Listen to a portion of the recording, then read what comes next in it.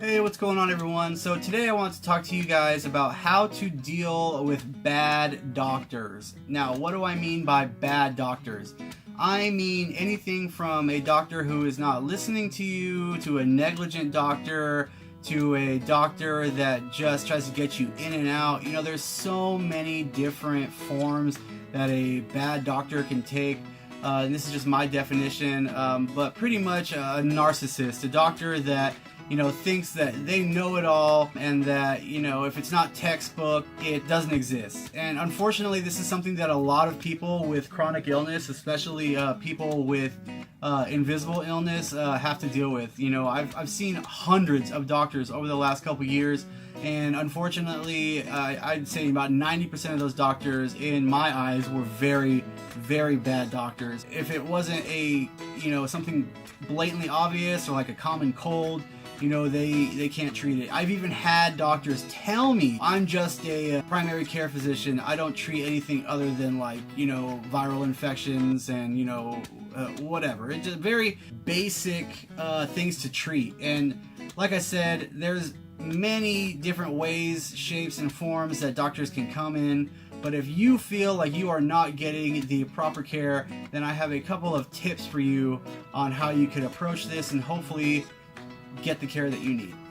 Now, the first option that comes to mind is talk to your doctor.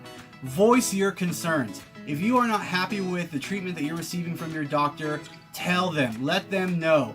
If you can, sit down, think about all your grievances, write them down, and bring them to your next appointment. And just kind of pull your doctor aside and say, hey, this is the way I feel. I feel like you're not doing this, that, and the other. What can we do to fix this? And hopefully that would be enough, but 9 times out of 10 it's not. The doctor, if they're already dismissing you and not listening to you, chances are they're going to continue doing that, and so you might have to take things to the next step. Now, the next step is, depending on the state that you live in and your insurance, find a new doctor. It sounds extremely easy, but that's not always the case. If you're like me and you live in an overpopulated city where there's like 1,000 people for every one doctor, and depending on your insurance, it's really not that easy. And chances are you're probably going to get another bad doctor. Or you might even get a doctor who works in the same facility as your other doctor, and that other doctor is going to go and badmouth you and drag your name through the mud to this other doctor and be in this other doctor's ear, so that they have already formed an opinion on you before you even get to see them.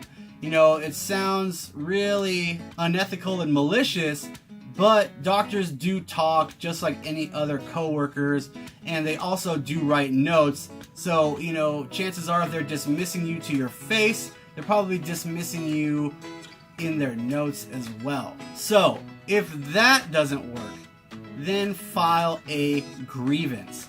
There are many different ways that you can file a grievance now. You can file them online, on the phone, through the mail, depending on your insurance provider. Typically, on the back of your insurance cards, there's a number for customer service or member services.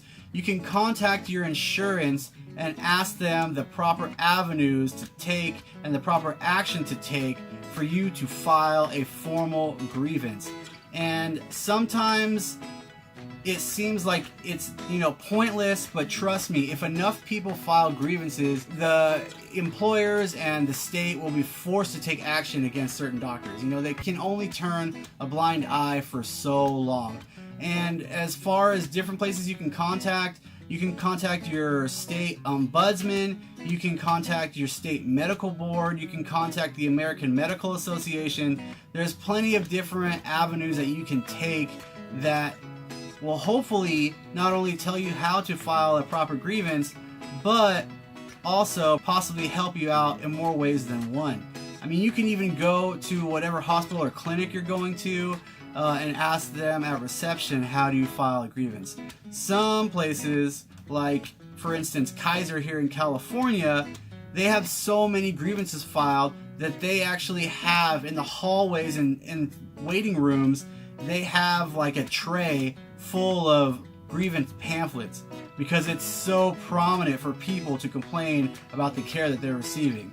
And that should say a lot about the state of our medical care in the United States. That's 3. And, you know, maybe it's a little more extreme. Like me, I've had to actually look into pursuing legal action against some of these doctors due to malpractice, arrogance, you know, this God complex, this narcissism that so many doctors have. And it's really unfortunate, it's really sad, because the last thing somebody who's struggling to figure out what's wrong with them, who feels like they're dying every day, who's extremely sick, the last thing that they want to do is have to work even harder just to figure out what's wrong due to a doctor or a specialist not hearing them, not listening to them, dismissing them, and basically just treating them like they're crazy. That is, to me, one of the hardest things that I've had to deal with throughout the whole time I've been sick, is dealing with these horrible, incompetent doctors, their staff. Just everything about them, it just made my life 10 times more difficult. It's really, really sad that so many people have to deal with that, and it's really unfortunate. So maybe pursuing legal action is your last alternative. And you know, it's not that easy, but sometimes, depending on the severity of the case, there might even be criminal action that can be taken against some of these doctors. It might be a civil matter, but sometimes, depending on the severity, it could be criminal.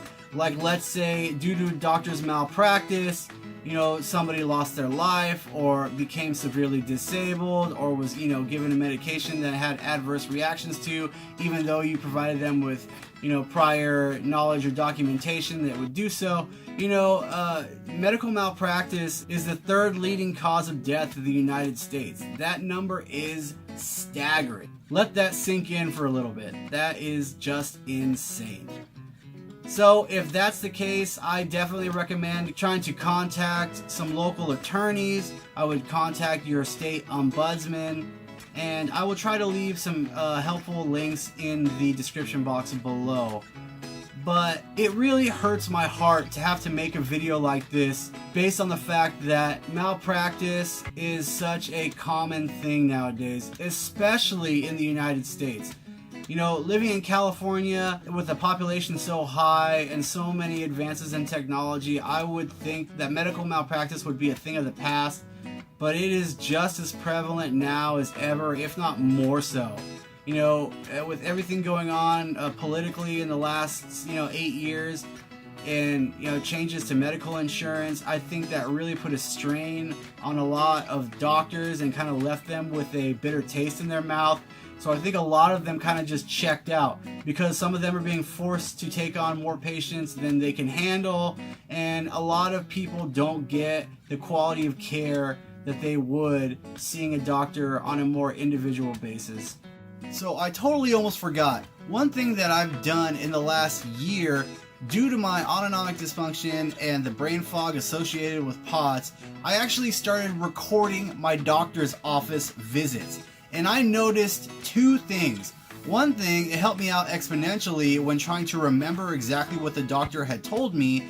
And 2, all of a sudden the doctor was being more professional, more courteous, and actually doing their job. When in the past doctors had been rude and short with me, all of a sudden that had changed due to the fact that they were being recorded.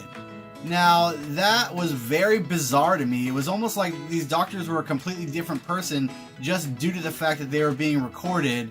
But you have to be very careful about that because laws differ from state to state, and I know that there are certain laws pertaining to medical facilities. So do your research and know your rights.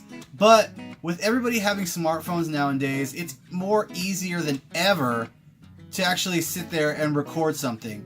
I have a simple app on my phone. I just click record, and I either put my phone back in my pants pocket, or sometimes I'll even just sit with it on my lap. In California specifically, there is laws against recording audio, so therefore I have to make my doctor aware, inform him that I am recording, and I've actually had doctors tell me that they're not comfortable with that.